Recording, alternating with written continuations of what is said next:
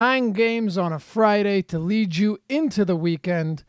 We're glad to have you with us. As always, we're going to bring you up till 6 p.m. Eastern, turn it over to the Live Before Lock crew after that. Get you set, prepped, ready here for 9 games on March 8th, 2019. What's happening, Adam? How's it going? Looking forward to 9 games. Yesterday's 2-gamer was kind of boring. It went fine for me, but just not really that much fun. So looking forward to tonight. The overtime helped me out quite a bit, not going to lie. Yeah, it didn't really make a difference for me. Like I had a lot of guys in that game, but I won more or less the same amount that I was already winning. I was surprised it made a difference. I thought it would actually hurt. I think most lineups had like 5 players from that game, some more. But Nurkic then got ejected after he got hit and then headbutted. Yeah. Who did he headbutt? I don't even remember. But he headbutted some. I can't remember who it was. Paul George.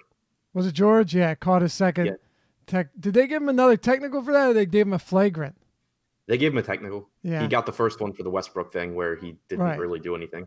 By the way, did you see Westbrook lay him out as they were running the court?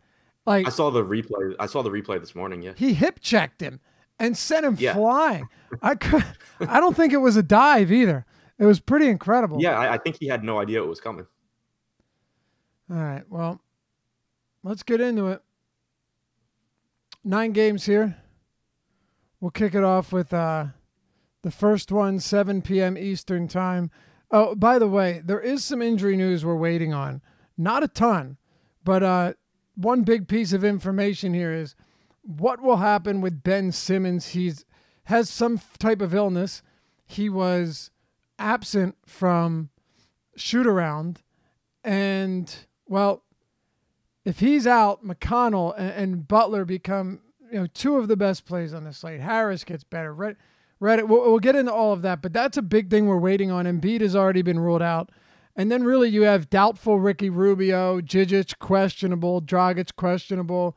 Nothing else really outside of that's big, unless I'm missing something, Adam, but I think that's it. Yeah, I mean, Klay Thompson already said he's going to play. That was the other piece we were waiting on. So yeah, it's Simmons and not much else, but it kind of makes the slate. Exactly. All right, let's get right into it. All right, Washington on the road at Charlotte. Washington's the worst defense on this slate, pretty much. I mean, Clippers, OKC, Denver, Golden State, Miami. Well, actually, Cleveland is. But combined with pace, Washington's pretty appealing. Memphis, Utah, Philly, Houston, Pelicans, Toronto, Detroit, Chicago, Orlando, Dallas, Washington, Charlotte. The Charlotte side of this game is going to be appealing to a lot of people. And honestly, myself included, 233.5 total. They're 4.5-point favorites at home. I mean, Adam, it's hard not to like Kemba Walker when he's 8,100 on DraftKings. Has been really solid since Cody Zeller returned. Also coincides with the All-Star break. And then you have Batum, who is not a great per-minute guy, but has been playing a ton of minutes. The same with Marvin Williams, Jeremy Lamb off the bench, and even Frank Kaminsky, who had got a DNP-CD in 25 of 31 games before March, and now he's played 23 or more in 3 of them. Turn it over to you here, but the big thing for me is, not only is Kemba really cheap, not only do they have an outstanding matchup against the Washington team that's top 3 in pace since the deadline, but James Borrego is clearly feeding a lot of these starters huge minutes right now. Batum averaging 39 minutes per game over his last 7. Walker playing monster minutes. They're fighting for a playoff spot, and even though we know they'd get knocked out and swept by Milwaukee if they got in as the A seed, it's not like they're giving up. Yeah, and like you said, just a very, very favorable spot here in basically any way that you want to look at it. Not a good team, Washington, that is, in terms of rim protection, so Kemba should be fine getting to the basket. They're not a good team at defending the three-point line, where we know Kemba can do damage as well.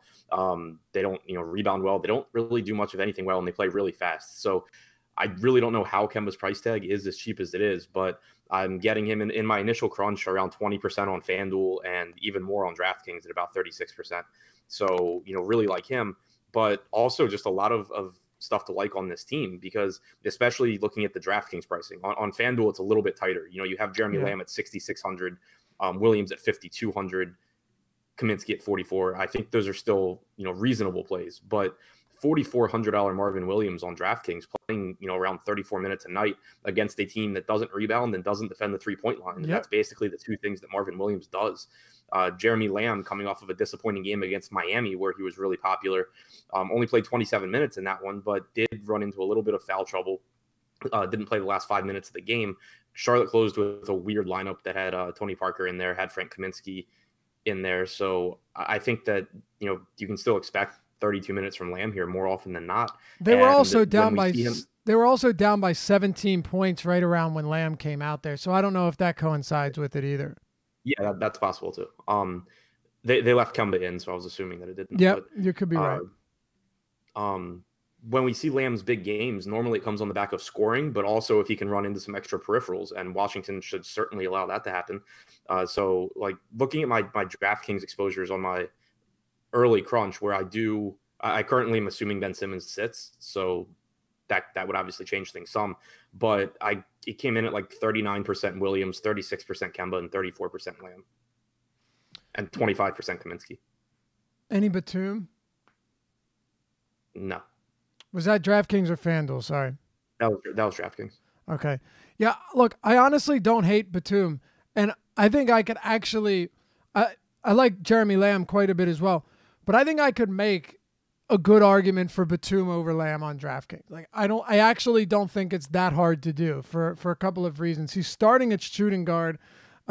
Washington's been god awful against opposing two guards this season, right? Not to say, when he's out there with Lamb that he's not going to move to the 3, but he's still going to get minutes at the 2. Washington pretty much bottom 5 in every category when it comes to opposing shooting guards. But moreover, Batum his playing time is insane. 39, 42, 40, 41, 37, 38, 37. Over the last 7 games, Borrego has clearly made a conceded push or effort to make a push for the playoffs. So even though Batum is not a great per minute guy, I have no problem factoring in elevated pace of play. Washington's averaging almost 105 possessions per 48 since the deadline. A reasonable price point. 39, 40 minutes per game in regulation. And again, the matchup. So I really don't mind Batum. I understand, you're not getting much because you have a lot of, Lamb and these other players. But I don't hate Batum here. And I if I ended up with him, if I played him over Batum or over Lamb, I actually would not be too concerned about that. Frank Kaminsky is... So in the 3 March games, he leads the team in usage. Pretty amazing. 27.5% usage rate. I mean, Adam, he's been good. It's just a matter of will Borrego continue to give him minutes at the expense of Cody Zeller. With the way he's playing, with how effective and efficient he's been as a scorer off the bench, he's closed out all of these games as well. I don't see why Borrego would change anything right now. Yeah, I mean, it scares me just because there's going to be a game where he just suddenly plays 12 minutes. Right. And it kind of looked like it was going that way last game, but then he did close over Marvin Williams. He closed alongside Zeller. So it's scary because there's going to be a game soon where they close with Zeller, Williams, Batum, Lamb, and Kemba. Like, it's just going to happen. And you're going to get, 16 to 18 minutes from Kaminsky, and it's going to suck. But at the same time, when the value on the slate that we know for sure is like Royce O'Neal against Memphis and stuff like that, I'm still willing to take a chance on Kaminsky. Me too. No problem with it. Now, value right now is pretty scarce. So there are a few guys. But when you're looking at nearly 40% Royce O'Neal ownership, like I don't have 25 potential minutes from Kaminsky, there's no way that you couldn't say, oh, yeah, I could see that being better than 35 O'Neal minutes against Memphis. I have Kaminsky projected for more DraftKings points in 23 minutes than I have for O'Neal in 30. There you go. Exactly. Right. That's what I mean. I was writing the deep dive today. You can find it on awesemo.com. Adam and I write. We switch days because it's a pretty long and strenuous article. When I'm not writing it, I'm on the strategy show. Same goes for Adam. He does a strategy show 3 times a week. I had mentioned that, say Whiteside were to start on average this season, because he's pretty much the same price as Capella on DraftKings and FanDuel. On average this season, just based on per minute production, because he's been a stud, 28 minutes from Whiteside has been better than 32 minutes from Capella on the season. And the same thing applies to Kaminsky here, except you have to assume that he's going to be significantly less popular than Royce O'Neal. Right now we have O'Neal at 31% and Kaminsky half of that ownership. Yeah, and it's not there's just different risk in O'Neal. You know, obviously the minutes are going to be there barring something really weird happening, but you're talking about a guy with like a 9% usage rate when he plays with the starters. So in a bad spot. So it's not that it's a bad play, and I'm getting plenty. Like in my initial crunch, I had like 26% on DraftKings. FanDuel, I had more, but it's not like he's the kind of guy that you have to be playing. No, it's not a guy that you feel supremely confident in either. But I have Ben Simmons out as well. But if he's not out, then that takes away more value that we're right now projecting to open up. So. Yeah, I mean, if I can't play TJ McConnell in like all my lineups, I obviously get more Royce O'Neal. TJ McConnell's the best value play on the slate, hands down, no question. If Ben Simmons is out, I mean, I don't even think it's close. Neither do I. I got him in, I think maybe 100% on both sides. Right, and we had a long discussion in our premium Slack chat about this today. People, like, well, aren't you worried about Butler running the point? No, of course not. First of all, unless Shake Milton plays, and even if he does, who cares? They don't have any other capable ball handler. We'll get to that game. We're getting ahead of ourselves. Yeah. But right now, Charlotte would be one of my highest owned teams as a collective when you take all of these players, Adam. Yep, same here. What about Washington on the other side? Much less appealing for me. You have their closing lineup last game was kind of interesting in that we saw for a while we'd been seeing the 48 center minutes basically split between Bobby Portis and Thomas Bryant. Last game we saw Bryant play 16 or 17 minutes. We saw about 21 minutes for Portis, and the Wizards closed with Ariza, Green, and Parker all on the floor. So that's just one more kind of wrinkle that Scott Brooks has thrown into their front court rotation, to where it makes it really difficult to trust any of these guys and to say anyone is the best play on the slate. I do think that it makes $4,900 Jabari Parker interesting, because I'd really been having trouble finding ways that Parker reaches 27 or 28 minutes, because you kind of had to take them from Jeff Green or Trevor Ariza, and that wasn't happening. So now it does make him kind of interesting in tournaments. Again, not as a guy that I'm getting a lot of, but I think that he's the most interesting to me out of the rest of that group, just because his price tag's the most appealing. All right, agreed. By the way, somebody mentioned that Zeller has been in foul trouble early in his last 3 games. That's not true. That's just not true. So just want to point that out. He was not in foul trouble on the first. He was early in that game. He was not in foul trouble last game. I don't know about the one in between that, but it doesn't matter because Kaminsky had closed those games anyway. Look, could Kaminsky go back to not getting minutes? Yeah. I won't spend much more time on this, but it wasn't because of Zeller foul trouble. All right. Do you want to move on? Yep. Let's talk about Orlando and Dallas. Orlando Mavericks here at home.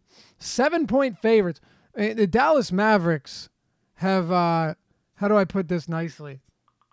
Looked like shit. There was a time they had looked decent. Man, they got the doors blown off by Memphis. They lost by 20.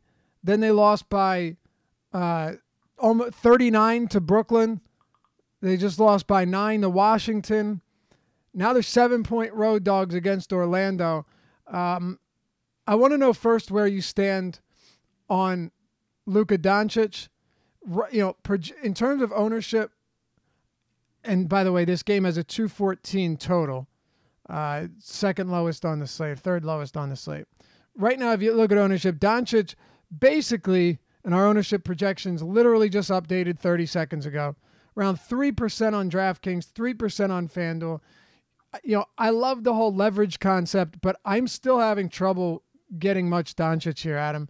Where do you stand on him and the rest of this Mavs squad? Yeah, so am I. It's just a really unappealing matchup on a slate where there are plenty of other spots to go. If if Ben Simmons plays, I would imagine that I get a little bit more just because I would have less than 80% Jimmy Butler. But if Simmons is out, then I'm just definitely not really getting to Luka. It's just an unappealing spot. I think the price tag's too cheap still. I think he's a 10K plus player. I don't really think that you can argue that. But Orlando has been very good defensively. They play slow. Dallas plays slow.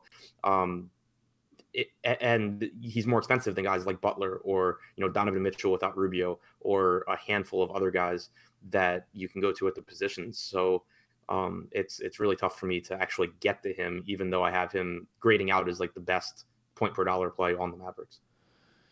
Yeah. All right. Or sorry, not point per dollar, because Dorian Finney-Smith would take that, but as just kind of the best play factoring in their price, like for tournaments. Okay, so ultimately, where do you see yourself landing on Doncic? Not much. If Simmons is out, not much. If Simmons is in, then some, but still not a lot. Okay. Now the rest of this team, I mean, this game in general, maybe, as Josh would say, some trace amounts of Terrence Ross.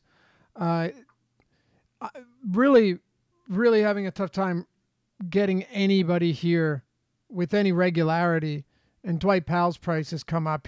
He's playing really well and playing a lot of minutes, so I get it. But there's still a lot around him that I like more. Where are you at on this game as a whole? That's pretty much where I'm at. My initial DraftKings crunch did have about 25% Terrence Ross. Yeah, that's the one guy. Yeah. I have him projected for 27 minutes. Finney-Smith, if you're looking for like a different value play, you can certainly look there. He started last game over Dirk. He got in a little bit of foul trouble. Otherwise, probably would have played around 32 minutes. But again, it's Dorian Finney-Smith. You're talking about a 0.7 to 0.75 fantasy point per minute guy in a brutal matchup. So that's kind of tough. And one more thing that I forgot to mention on Luka, we actually got confirmation from Steve Clifford, the Orlando coach, that the plan is for Aaron Gordon to be the primary defender on Luka tonight, with some minutes going to other guys. But we've seen in the past Gordon be used on guys like James Harden and teams, best on ball defenders, and he can handle it. So, I think that it actually gives Gordon some defensive stat upside. But again, it's just, they're clearly throwing their best at Luka here. Yeah, it's true. I would like it more if Luka was a high turnover guy. He's done an outstanding job of limiting turnovers recently. Not like really? What's that? I feel like every game I've had him, I've been watching him try and like quadruple double. Oh, you know what? I'm sorry. I was looking at personal foul. I was like, I know this guy had 8 turnovers. I was looking at personal fouls. I'm a dummy. I'm like 3-1-1, 3-2. Holy shit. That's really good. All right, let me go back. These are his turnovers. I'm stupid. Please forgive me. 2-2-2. So that's good. Only 2 turnovers in 3 straight games. 7-9, 6-5, 3-2-3. Yeah. Yeah, that was a screw up of epic proportion. Yeah, I mean it's certainly not Westbrook and Harden level turnovers. No. Harden averages 5.2 per game. Westbrook's right under 5, but Doncic certainly has been prone to that as well, and that'll happen when you're that heavy of a ball handler. That's why I was surprised. I'm like, wait a second, this doesn't seem right.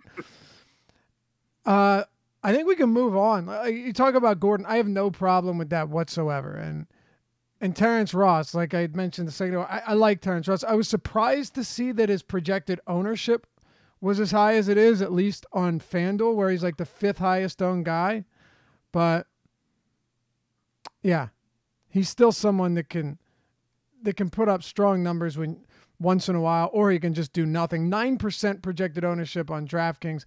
That's a little bit more favorable, especially when it's a guy whose floor is so damn low. All right, let's turn the page to Chicago and Detroit. Chicago 4-point favorites, 219 total.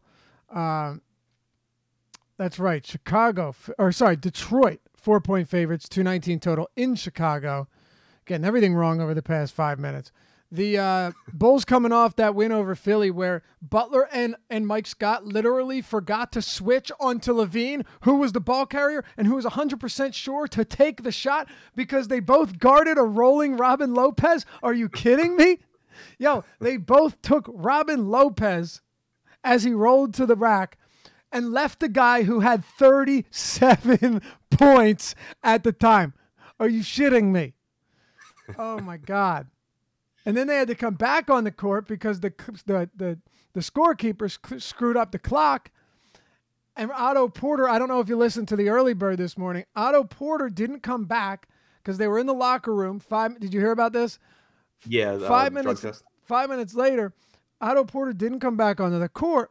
And the reason was that he had gotten a random urine test, a UT, right directly after the game. And, by the rules of, in the NBA state that if you leave at any point or you don't provide a sample, it is considered a positive test. So he couldn't come back onto the court because he's trying to piss into a cup. I found that to be a pretty entertaining story. But yeah, what a huge blunder defensively. Chicago playing, decent enough right now. Markkanen kept me from having a really, really good night the other day. I see you nodding your head. I know you had a decent amount as well. Pathetic performance from Markkanen. What are you going to do? He's been pretty good. Levine was great. On the other side, you have Drummond, who was good to us on Wednesday. 8,800 now. I'm gonna ask you to just cover this game in total. I won't start with Detroit and flip to Chicago. Start with one team and then go to the next one because I don't have a ton here. I don't think we need to spend too much time on it. I have more than you do, I guess. All right, well, then it's perfect for you to talk about it and not me then. Yeah. Drummond right now is my highest owned center on DraftKings at 8,800. He's also my highest owned center on FanDuel at 10,000 or whatever he is. Just really like the spot for Drummond. His price tag's still affordable. It actually came down on DraftKings. He's averaging over a fantasy 1.5 per minute over the last month and a half. He's just playing really, really well and getting big minutes also. So I really like Drummond here. Blake, I think is a perfectly fine play. I get more of him on FanDuel. Much more of him on FanDuel than I do on DraftKings. Barely got any on DraftKings. Got him as my second highest owned power forward, tied with Marvin Williams on FanDuel. And then Markkanen on FanDuel, I'm getting a lot of as well, just because the pricing on FanDuel in general is tighter. So having a positive grade on Markkanen is getting him into more of my lineups. I'm not concerned about the last game. He got into early foul trouble within 2 minutes. Shot like shit too. Yeah, he hadn't scored an actual point until almost halftime. It was just a bad game, but you can't really take anything away from that. It's not a great matchup against Detroit, but I still like how well he's been playing. The minutes should still be there, barring foul trouble. So I like Markkanen. Okay, so we're not really on different pages here. Outside of me not having Markkanen, I really like Drummond and Blake on FanDuel. I'm talking about what I meant was there aren't four guys on each team that we need to sit down and discuss at length. Okay, yeah. Yeah, that I guess maybe I phrased it wrong. But yeah, Drummond 8,800 on DraftKings, that's pretty insane. You know what I noticed? I was really confused how you didn't like Drummond. No, I said I don't have a lot from this game as a whole, meaning... Yeah, I thought you meant you didn't have a lot of exposure to players in this game. No. I meant that I'm not... Put it this way, Washington, Charlotte, there's 5 or 6 guys that I like. I like this a little more than Orlando, Denver, Dallas, because I have nothing really from that. But Andre Drummond, an interesting thing to note here, just pointing it out, he has been markedly better at home this season. I found it interesting, averaging more than 2 field goal attempts more at home this season. The shooting really isn't that much different. His free throw shooting is 4% better, 3% better field goal percentage overall.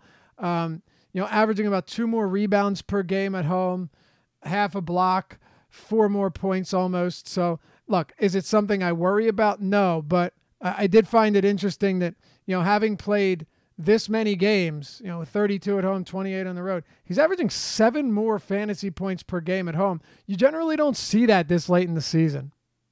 Yeah, that's true. not that it matters. It's just I found it strange, and it kind of it is. Go ahead. I'll say it especially doesn't matter when he's less than $9,000. Right, doesn't mean a thing. He could be averaging 28 on the road, and I'd still be playing him here. It was something a little bit. I was between him and Jokic in terms of going heavier on one or the other day. Drummond just fit a little better, and then I was like, better home road splits. I mean, it's really stupid. I shouldn't have done that, but it worked, so we'll roll with it. You want to move on from this one? It's like you said, Drummond 88 on DraftKings is huge. FanDuel, where you have Blake Griffin at 8,500, cheaper than Kevin Love, Julius Randle, 400 more than Markkanen, and then you like Markkanen on FanDuel, expecting him to bounce back here. Is that it? Yep. All right. By the way, when center's less deep, Robin Lopez is going to be a guy that I'll probably have a bit of. It's going to happen. Like I talked about him last game. Now you get him in this game where against this big front court, I wouldn't be surprised if he plays 35 minutes again. It's just at that price, it's a little bit tougher to get there, even though he is averaging a fantasy point per minute almost since the deadline. Okay, let's talk the Memphis and Utah. 209.5 total. This was at 213.5. It came down, unsurprisingly. Memphis playing at the slowest pace in the league this season surprises absolutely nobody. And then Utah playing up a little bit in pace, actually. They're middle of the road, averaging over almost 101 possessions per 48, which is surprising for a team that's typically played slow. But Memphis at 96. It's amazing to think, Adam, that the Utah Jazz are a significant pace-up matchup for Memphis. That's how slow they play. Yeah. That's pretty crazy. But what we've seen this game like twice this year, and it's just been like absolutely awful. Horrible. And I was going to say, when I say that, that's not me saying, oh, man, great pace-up spot for the Grizzlies. Load up. It's just amazing that they play so slow. This will be their fourth and final meeting of the year. Definitely different teams since the last time they faced each other. Let's start with the Memphis Grizzlies. Avery Bradley playing 35 minutes every night has been pretty good since coming to Memphis. Joe Val's down to 6,500 on DraftKings. On FanDuel, Valanciunas is 7,700. His minutes have unfortunately been very much in flux and unpredictable. But let's talk about the Grizzlies here. Maybe there's something you like. Really site dependent for me, for one. I'm getting to virtually no Valanciunas on FanDuel, but on DraftKings he came in at around 17% for me. I haven't projected for 27 minutes. I think it's anywhere between like 22 and 30, but 27 gets me some of him. So I don't mind the DraftKings price tag on him. Same goes for Mike Conley, who I only got like 10% on DraftKings, but that would almost certainly go up if Ben Simmons is in. He's someone that I expect I would get a lot more exposure to, where he's only $7,300, but on FanDuel getting virtually none there either. So and Avery Bradley is a better price tag on DraftKings too. Yeah, I was going to say with Bradley, I don't mind Bradley, and it's really for one simple reason. You look at some of the value at shooting guard. Let's for now, if McConnell's in and starting and Simmons is out, it changes everything. And Butler's also inexpensive, has shooting guard eligibility. But if you're looking at some of these value shooting guards, and if we're excluding Frank Jackson for a moment, in this same range, you've got Bradley, you've got Ross, you've got Danny Green, Gilgeous-Alexander on DraftKings, like Luke Kennard, a bunch of these names. Avery Bradley's not worse tonight than any of them. So that's kind of how I would look at it. Yeah, I agree. And, again, I'm not getting much of him now with Simmons projected not to play. But if I projected Simmons in and I didn't have, $3,000 TJ McConnell, I imagine I would have more Avery Bradley. I would think so too. Absolutely. All right. Let's talk about the other side of this. Utah Jazz. Rubio projected to sit. He's doubtful here. Raul Neto's already been ruled out. So that is opening the door for Royce O'Neal to play huge minutes. Now, Royce O'Neal played 40 minutes against the Nuggets. It was a good win for this team. That game was actually a really good game too. And that was, they were on the second of a back-to-back, and they really just held a commanding lead over Denver all game until the end. It got really tight, and then they pulled away and won by 7. Why do I mention this?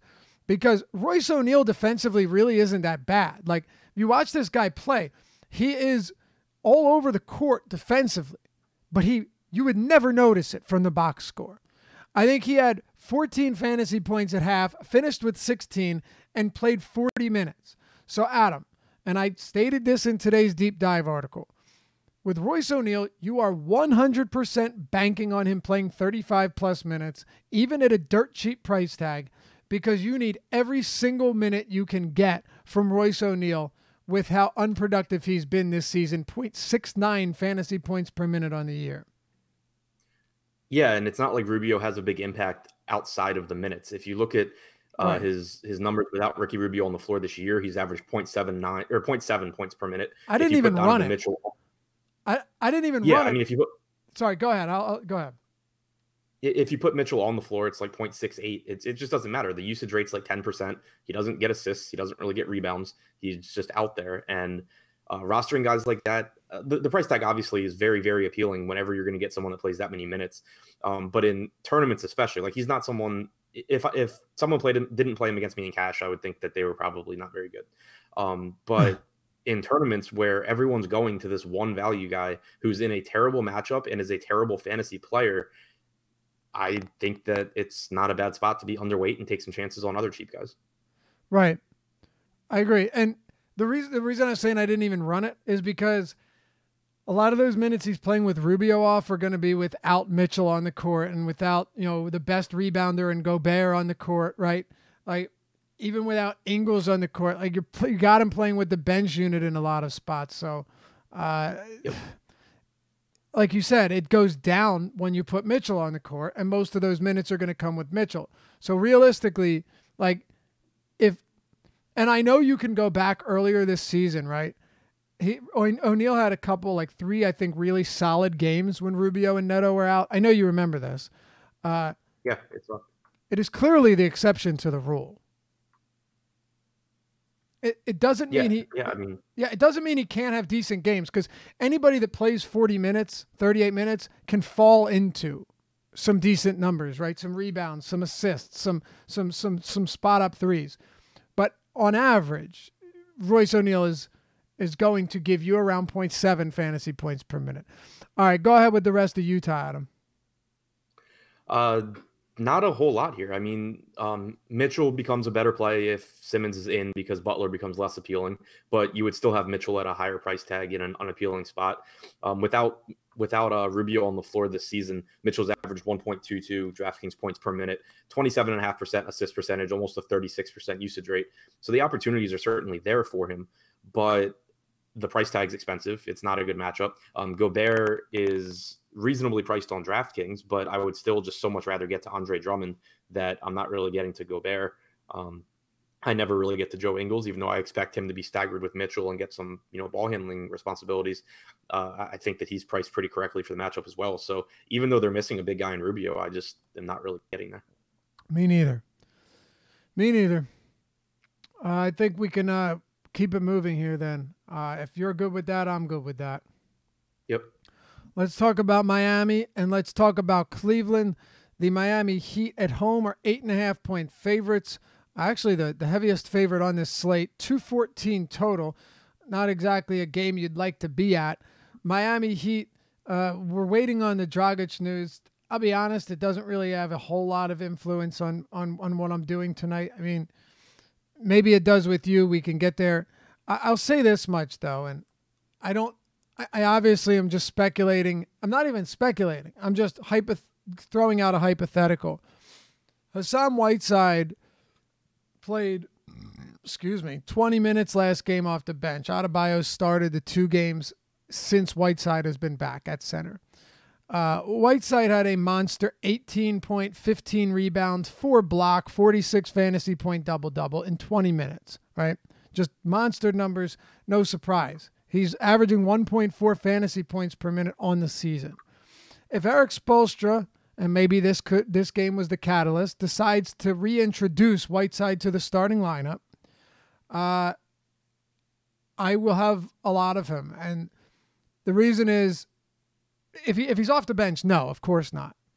But if he's starting again, with the possibility that he plays 28, maybe 29, 30 minutes at his average production on the year, and Clint Capella's ownership right now is going to be, it's unquestionably going to be up there at center, right? So on DraftKings, you have Clint Capella right now projected to be the highest owned center, and on FanDuel, where he's 7,500, you have Clint Capella also projected to be the highest owned center at 21%. Whiteside, no ownership whatsoever. That could change if he starts, but if we get the news late, maybe not.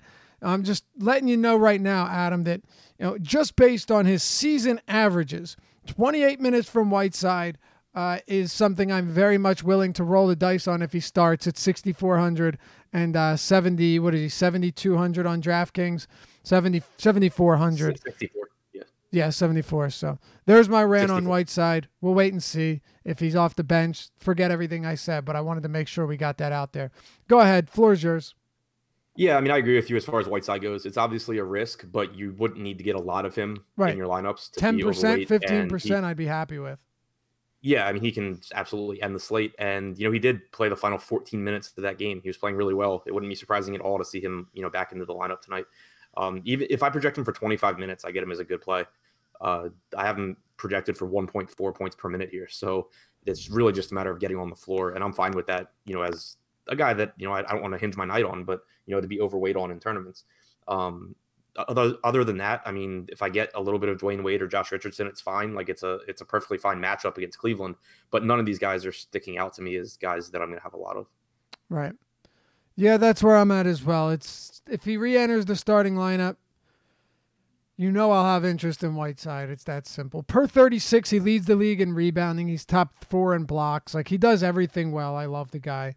Eric Spoelstra doesn't though, so that changes things. He has other faults. Yeah, exactly.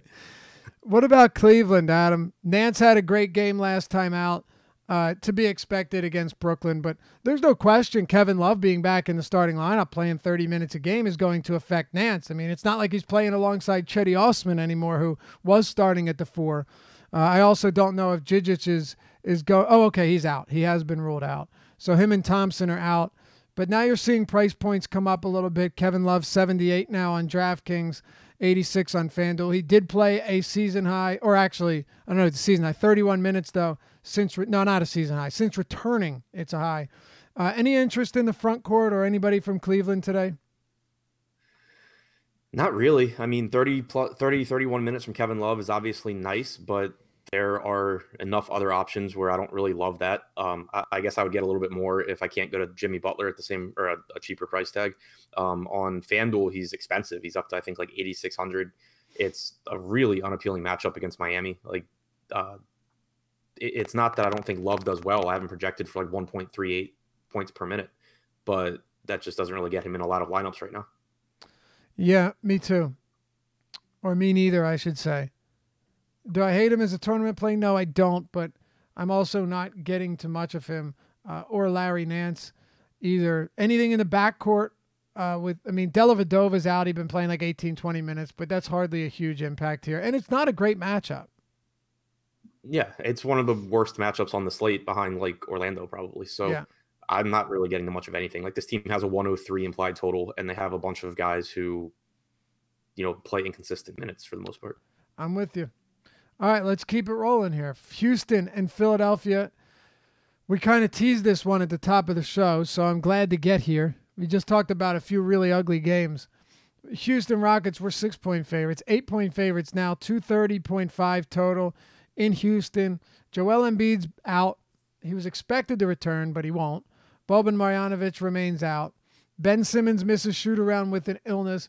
He's questionable, but you and I both have him closer to doubtful. Now, I will just say this much, and then I want to listen to you talk. kept it simple in today's deep dive because the news broke as I was, mostly done. And I just put a note in there. Basically said, if Ben sits, TJ McConnell becomes the top value option on the slate, and it's not close. Butler immediately becomes a top mid-range option across the board. Tobias Harris also gains considerable value. Don't overthink this. And then we can get into Redick as well. But my advice here would simply be do not overthink this. If Ben Simmons sits, Adam, what are your thoughts? Yeah, I agree. TJ McConnell at the absolute dead minimum. Dead minimum. Yeah. Right. Yeah. I mean, TJ McConnell's a viable play if Ben Simmons is in. I was going to say the same thing, right? Like if you don't know if Ben Simmons is playing and you wanted to throw 10% McConnell into some lineups and just hope because the news didn't break in time, even if Simmons did play and you didn't have a viable swap, he's not the worst play at minimum salary. Go ahead. Yeah, I mean, I'm approaching it even more aggressive than that. Like if we get no news between now and the first game's locking, I'm just treating it like he's out because on DraftKings there's late swap and there's only 2 games to start before the Philly game, so I can just redo all of my lineups if I have to. And on FanDuel, I can just drop TJ McConnell and that's fine, or I can not drop TJ McConnell because he's still going to play like 18 to 20 minutes against the Rockets at a cheap price tag. Sure, it's a good point. And I think you just brought something up too that's probably worth mentioning. There's 2 7 p.m. games and then there's 5 8 p.m. games. No 7:30 games. So like you said, only 2 games tipping off before this, and then you have a wave of 5 games at 8 p.m. and then 2 at 10:30. It does set us up nicely. Really the only game you'd be, you're going to have a lot of is the Charlotte-Washington game, and mostly Charlotte, where I don't necessarily think that's going to change much anyway because those Charlotte values are already so good. Right.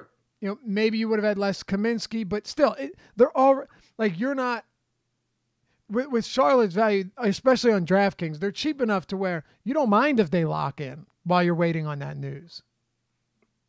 Right. Exactly. And it just it doesn't make a big difference. Like when I have McConnell projected for 30 plus minutes, I was still getting close to 40% of those Charlotte guys.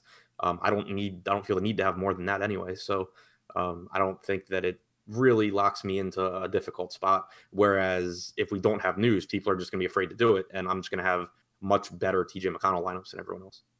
Andy Dev says, Laffy's 52-year-old man voice is awesome. That's pretty sweet, I guess. All right. Yeah, I guess smoking Newports for years will do that to you.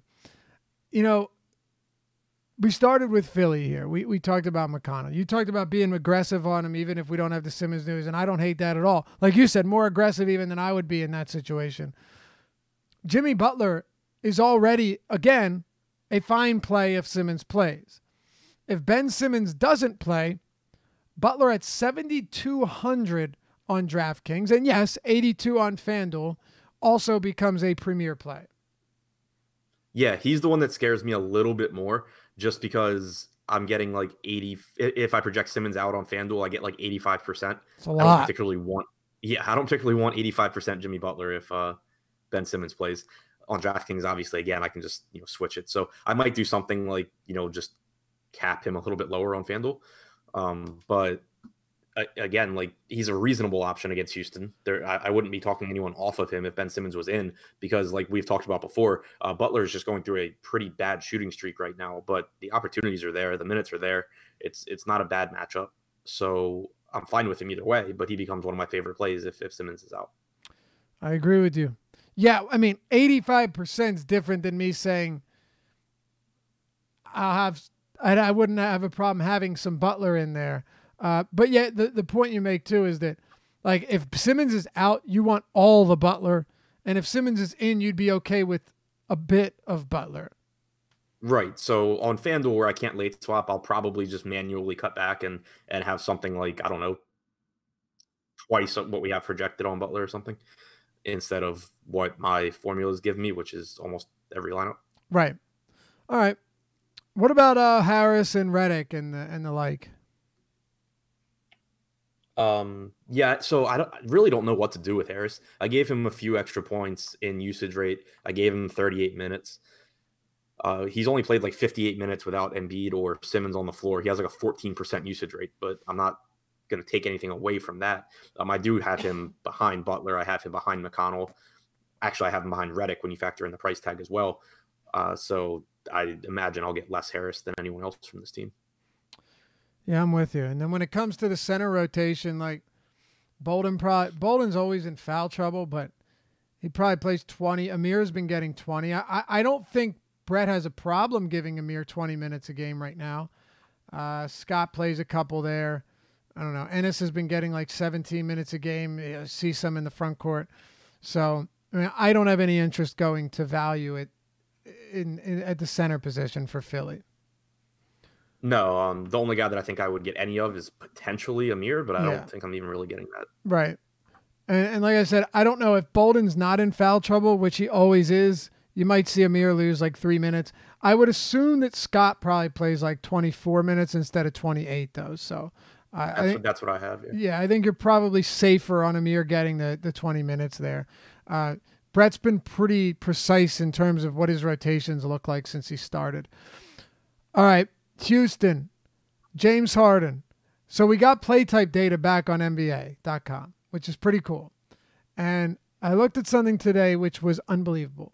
I always knew that James Harden led the league this season, of course, in ISO points, ISO possessions, right? Anybody that watches any basketball or even knows about Harden and how he plays would know this. But here's what's amazing. He's averaging 17 isolation possessions per game. The next closest player is Chris Paul with 5 per game. Harden, and the amazing thing too is he's still averaging 1.11 ISO points per possession, which is really good given the volume. He's averaging 18.8 isolation points per game. Chris Paul is second in the league with 4.4. He has 4 times as many ISO points per game as the next best player in the league.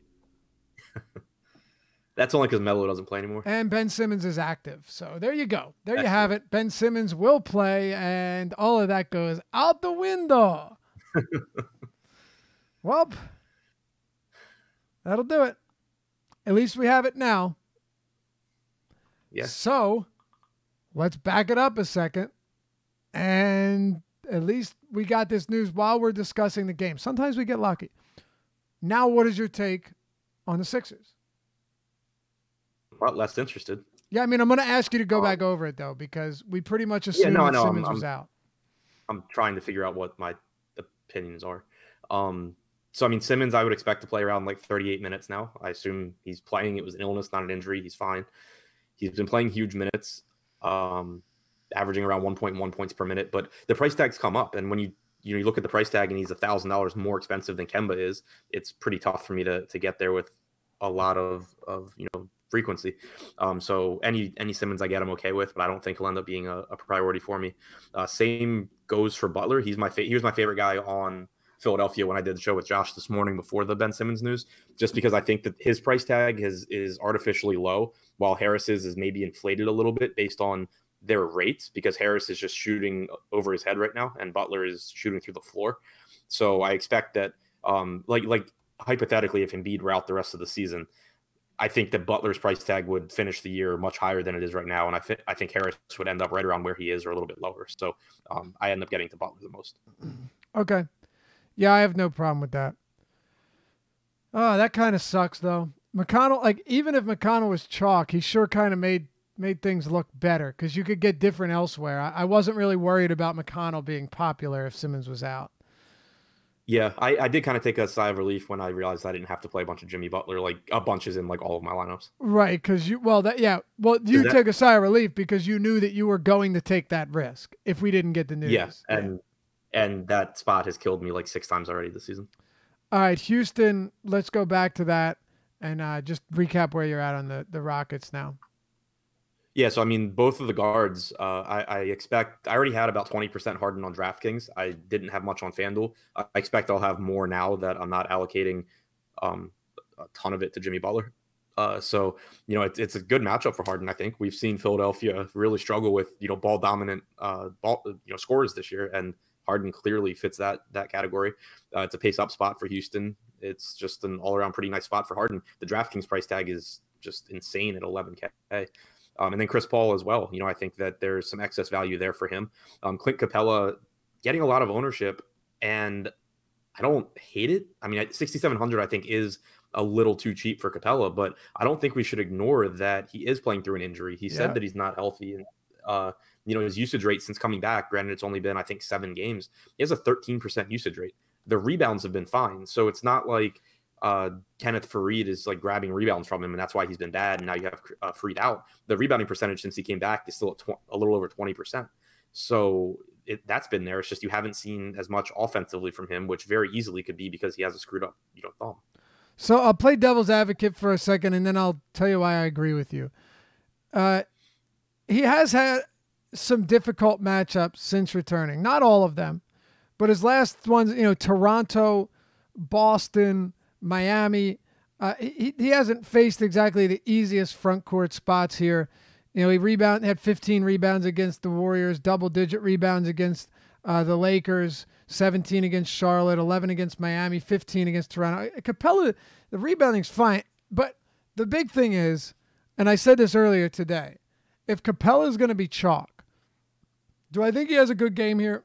I do. I think he's fine, but if Capella's going to be chalk, this is one of the spots where I like to differentiate. I like to get away from, which is why I mentioned Hassan Whiteside earlier. Because if Whiteside starts and everyone's like, yeah, I'd rather just play Capella because he's similarly priced, give me the chance to see 28, 30 minutes from Whiteside. Now, I'm not saying you need to go 40% Whiteside, but you can easily double or triple the field on a guy like Whiteside and still not have it ruin your night if he doesn't have a great game. So he's just one example of a center that I like. There are a couple more that we'll get to. I'm with you. I think he's fine. I don't mind him. I talked about him in today's deep dive. I do not dislike Clint Capella, but I don't think he's a core play where if you're not playing him, you have to worry about, what am I going to do? That's pretty much where. I mean, so to put it in the context for me, he's played 240 minutes since coming back from his injury. He's averaged 0.88 DraftKings points per minute. I have him projected tonight for 1.05 DraftKings points per minute. So much better than he's been producing because it is a favorable matchup.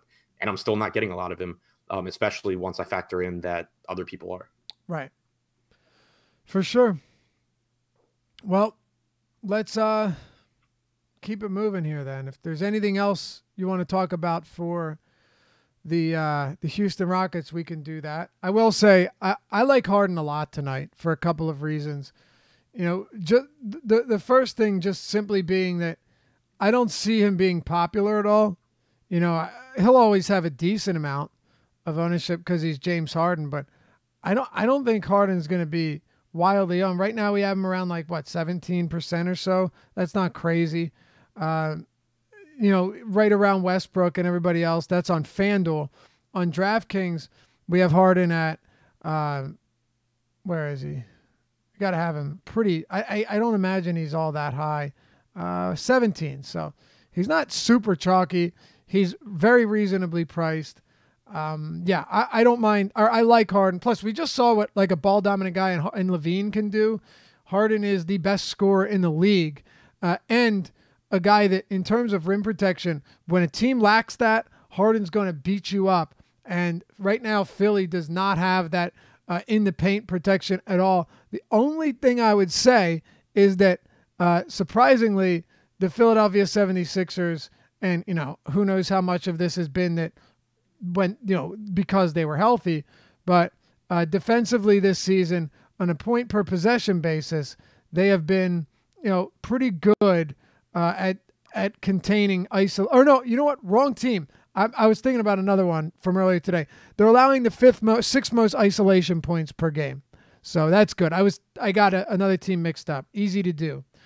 You want to move on from this one, or is there anyone else for Houston we should touch on? No, I'm good to move. All right, let's talk about Toronto and Houston. What I was thinking of, by the way, was with Charlotte, I was surprised to see that pick and roll, Kemba Walker leads the league in pick and roll possessions and pick and roll points. He's been fantastic in the pick and roll this year. Not sure if you knew this. I know you're a Wizards guy, but surprisingly, the Washington Wizards have been elite at containing pick and roll ball handlers in terms of points per possession, third worst in the league, or third best, however you want to look at it. They've done a really good job in that respect, but Kemba's too cheap, so I didn't even bring it up because it doesn't make much sense to weigh one thing heavily when his price point is so low. All right, enough of me, Adam. New Orleans 7.5 point road dog or home dogs, 232 total. Let's start with the Pelicans. No Drew Holiday, no Etuan Moore for whatever that's worth. And then, of course, Anthony Davis is going to play his regular 21 minutes. This will be the 8th game since he's been on this restriction. Yeah, so I think you kind of have to start with Elfrid Payton here with Drew out and a very reasonable price tag on Payton at $5K on DraftKings, $6,200 on FanDuel, I believe. I have him projected for 32 minutes. I think he could actually play a little bit more potentially, but he's averaged about a fantasy point per minute this season with Randall on the floor and Holiday off. 20.9% usage rate, 34.9% assist percentage. Not the best matchup against Toronto, and we know Payton is someone who can disappear because he's not a very good shooter. But the opportunity is certainly there. There's, now with Simmons in, there's much less quality value on this slate. And I think Payton, clearly has that upside that he opens up some, nice stuff for you. So I like Payton a lot. I also like Julius Randle quite a bit. Especially on DraftKings at 8,200, got him in around 20% of that initial crunch, which is kind of useless now because I had Simmons out, but was still getting him even in that situation because he's just still playing a ton of minutes. Played almost 36 minutes last game. He has a 29.7% usage rate without Drew on the floor this season. He's just playing really. I mean, the opportunity is there for him in this spot, so I like Randall quite a bit also. I'm going to go a little bit deeper there and piggyback off of what you were saying with Julius Randle. Since Davis's minutes have been cut to 21 a game, I guess it was 9 games since. Yeah, 9 games since. Randle has 28% usage, right around the 29 you're talking about with Holiday off the floor. 1.25 fantasy points per minute. Now, if you take Drew Holiday off the court and you take Nikola Mirotic off the court, he has a 32.7% usage rate, 1.34 fantasy points per minute. Pretty solid, eh? All right, let's take it one step further, Adam. With Holiday, Mirotic, and Davis off the court, I get Davis is playing, but bear with me. His usage is 36% with 1.4 fantasy points per minute. Well, why do I mention that? Here's why. In these 9 games, since Davis has been limited, Randall's playing around 50% of his minutes with Davis off the court. He's playing a huge chunk of his minutes, sometimes more than 50% each game with Davis off the court, Adam. So that means you're going to have big chunks with no Drew, obviously no Mirotic, and no Davis tonight. It kind of mitigates the fact that he's playing Toronto for me. Yeah, I completely agree with you. All right. You talked about Payton. Agree with you. I just want to make sure we're not missing anything. Let me ask you about Kenrich Williams. I think he's pretty similar to Royce O'Neal. Pretty similar in price on DraftKings. He's a little bit better on a per minute basis. What is he, like 0.79 or something?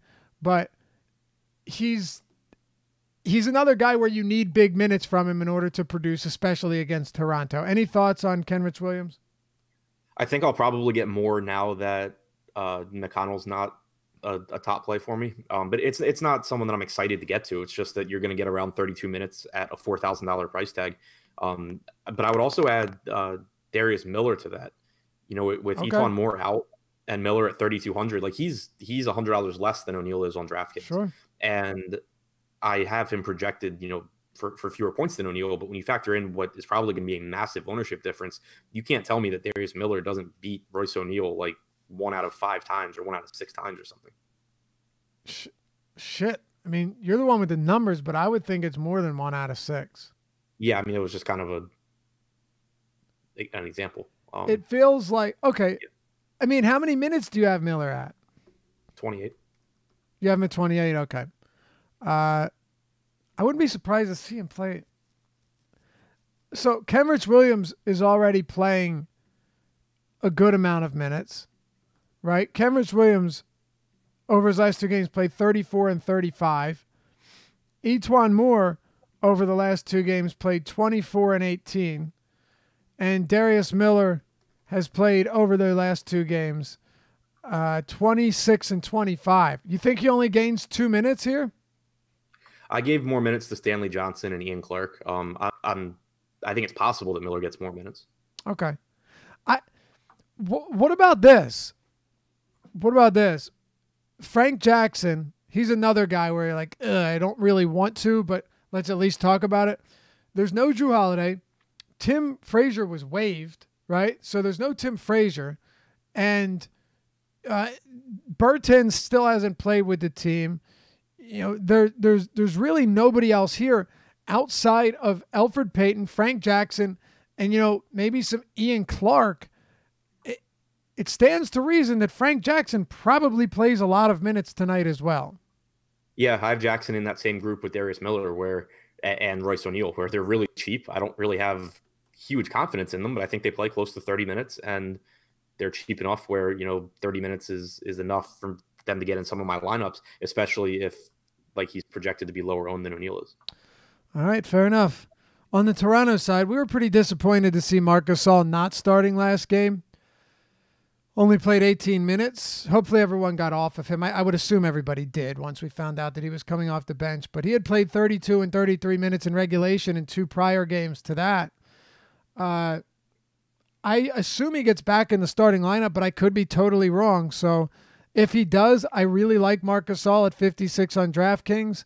And if he doesn't, I can, you know, safely ignore him again. What do you think happens here with the front court? And if Ibaka does start again, he played 30 minutes last game, what are you doing? So I really just want to know where you see this one going, see if we align.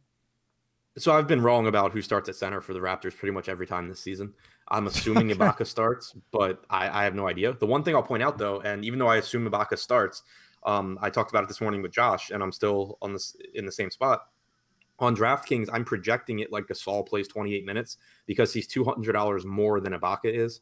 And if we don't get that lineup before lock, I can just global swap all of my Gasol to Ibaka because they're going to project similarly if Ibaka starts, you know, to Gasol if he starts. Whereas if I get Ibaka in, you know, 15% of my lineups, I have to redo everything to start getting to Gasol. Right. Okay. So put a bow on that for us. Where do you stand ultimately here, assuming nothing changes? Just ignore it? Getting about on DraftKings about 15% of Gasol / Ibaka. Okay. That makes sense. Kawhi Leonard, your favorite player, our favorite player, 8,900 on DraftKings, 9,600 on FanDuel. Danny Green is $3,800 on DraftKings. I mean, he's another one where it's like if Danny Green outproduced Royce O'Neal or Darius Miller, I wouldn't be surprised, but I don't feel good about it ever. And Kyle Lowry is 7,100 on DraftKings, coming off of 3 straight 40-plus minute games. What do you make of anybody outside of this front court here? This might be like the most exposure I've had to Kawhi on a slate this season. All right. Which isn't saying a ton. He's in like 10% of my DraftKings lineups. He's right now in 44% on FanDuel, where obviously I think he's just a stronger play.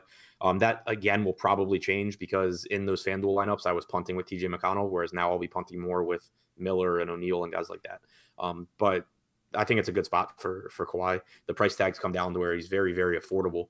So I like him more than I normally do. All right. Fair enough. He is pretty damn cheap. Let's talk about, we got 2 to go here, making good time. Hey, by the way, if you haven't checked out awesemo.com yet, we'd love to have you over there. Love to have you check it out. You can obviously do weekly plans, which a lot of people like to do, but if you want to get 50% off your first month of subscription, half off, 50% off your first month, go to the homepage at awesemo.com, click sign up. It's in the top left. Select your plan. If you want to add the Fantasy Cruncher add-on, you can do that. If not, you still get all the premium content. And it'll take you to the next page. You click on the coupon code. You put in Deeper Dive, one word, Deeper Dive. And there you have it, 50% off your first month.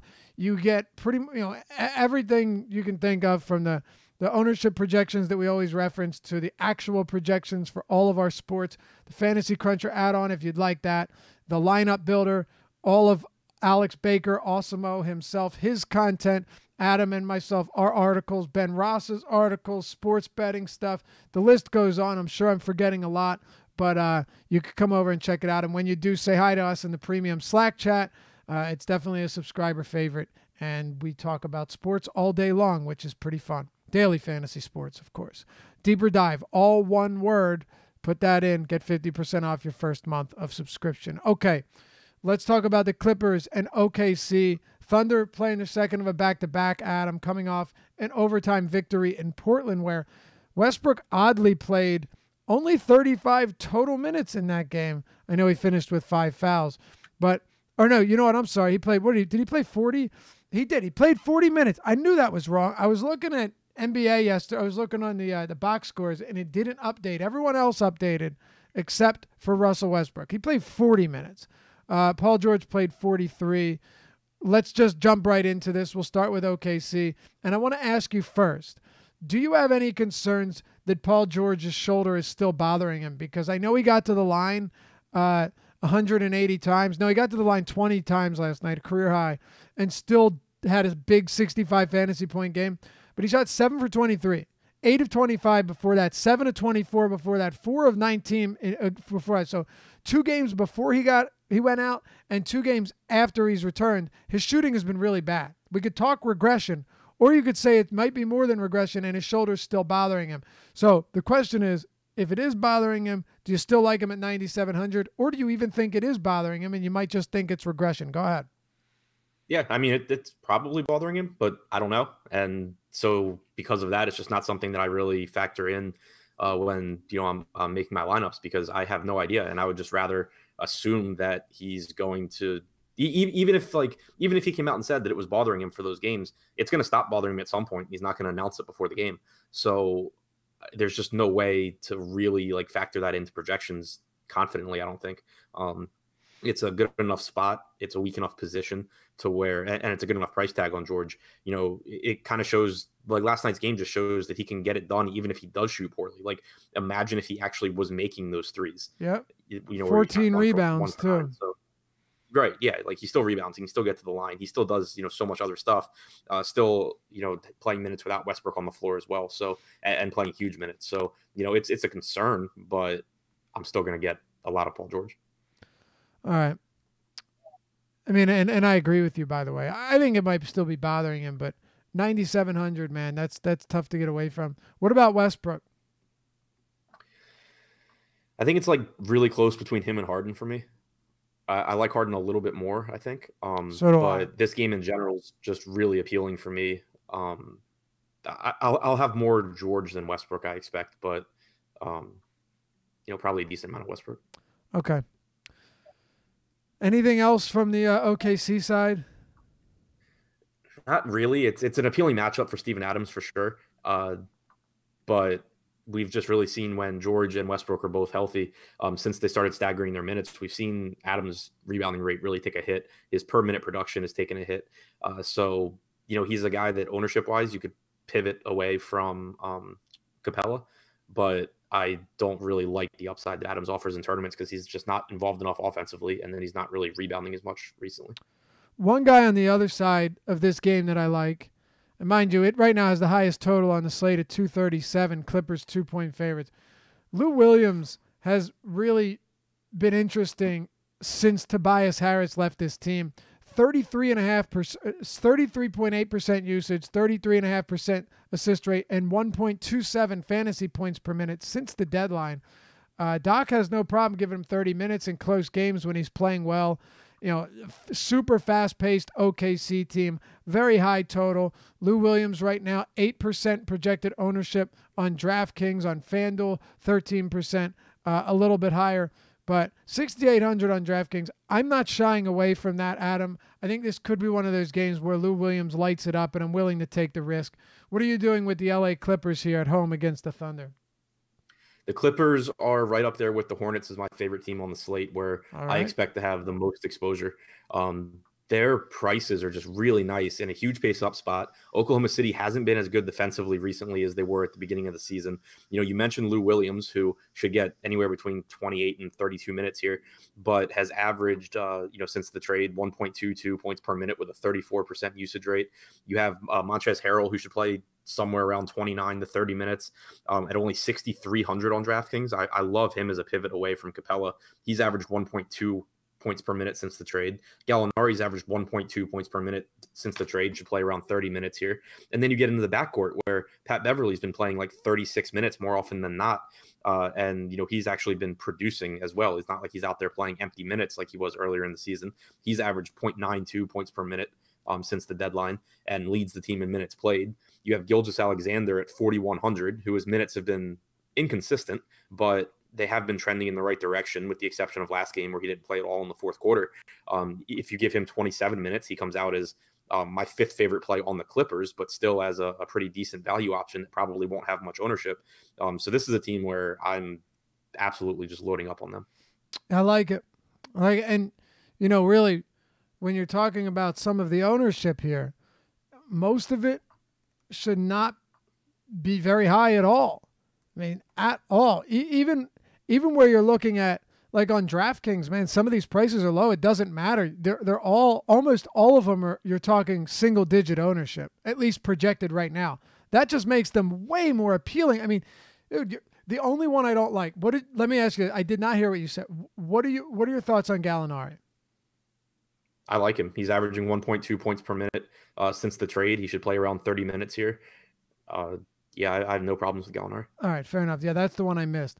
With Gallinari, he's the one where I'm just pretty much like totally, I have no thoughts one way or the other. Really, the usage is pretty much nothing special to me. Once in a while, he'll get to the line at a high clip. If he gives you 35 fantasy points, that's cool. But he's the one guy that I just don't have a ton of interest in. Outside of that, I certainly like these guys. And another thing is Gallinari is the one player on this team that actually is projected to have very high ownership. So just wanted to get that out there. All right, you want to get to go ahead. On DraftKings, I have Gallinari behind Williams, Harrell, and Beverly factoring in their price tags, but I still like Gallinari. All right. Golden State and Denver, this'll do it for us. And before you head out and head over to the Live Before Lock show, hit us with a thumbs up, like the video if you appreciate what we're doing here. It helps us out a lot, and we greatly appreciate it. And don't forget to sub and hit the notification bell so you always know when new content's dropping. Warriors in Denver, 6.5 point favorites are the Warriors, 235 total. I will let you close this one out. Adam, the floor is yours. Go ahead, sir. Yeah, so I mean, it's always difficult to pinpoint exactly where production comes from for Golden State in any given game, but this is a team that has a 121 implied total. So I think that I don't think I'll have a lot of any individual Golden State player, with the exception of probably Kevin Durant on FanDuel. But I think that I'll have a lot of Golden State in my lineups because you have pretty appealing price tags on all of these guys, whether it's Curry at 9K, Durant 8,900 on DraftKings, Boogie at 7,600, playing probably 30 minutes, Klay Thompson at 6,100 said he's fine to go, and it was a lower body injury. And even Draymond is inexpensive. So I think I'll have a lot of Golden State in lineups, but it'll probably just be kind of, rotating through guys as opposed to loading up on any one in particular one. And then on the other side, Jokic obviously is the one that stands out whenever you talk about Denver, but it's tough to get tons of him when he's more expensive than Drummond is, when you have, kind of a decent mid-range at center, and then you have guys like Harden and Westbrook and George to pay up for as well. So I like the spot for Jokic. I'm not concerned about him losing minutes or anything like that. But I just don't know, how much I'll actually get to. I had like 10% in that initial crunch on DraftKings. Gary Harris played 30 minutes last game. He's available at 4K. He's another guy that you absolutely could pivot to over, the Royce O'Neal type guys. But he also has not been overly productive, so I don't want to get too carried away with it. All right. And that'll do it for us. I agree with you on Jokic, by the way. You really like him, but it does make it tough to get him in there, although I expect him to have at least relatively low ownership given his huge upside. Stick around. Live Before Lock coming up next. They're going to take you up till 7 p.m. Eastern for this 9-gamer. Have a great weekend. We'll catch you back here Monday on the Deeper Dive presented by Awesemo.com. Good luck tonight.